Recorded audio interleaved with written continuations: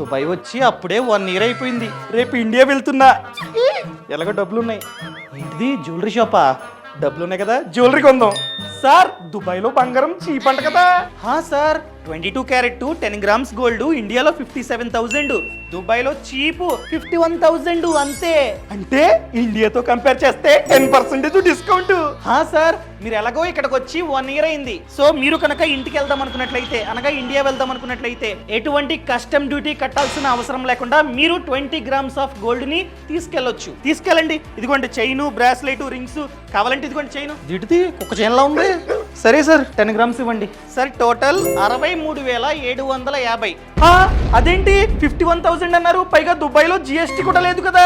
Sir, దుబాయ్లో making charges 25%. So నేను 25% making charges వేసా. ఇండియాతో కంపేర్ చేస్తే 10% డిస్కౌంట్ తీసుకోవచ్చు అనుకున్నా. నాకేమో జ్యువెలరీయే కావాలి. సర్లే సార్, ఇండియాలో తీసుకుంటా.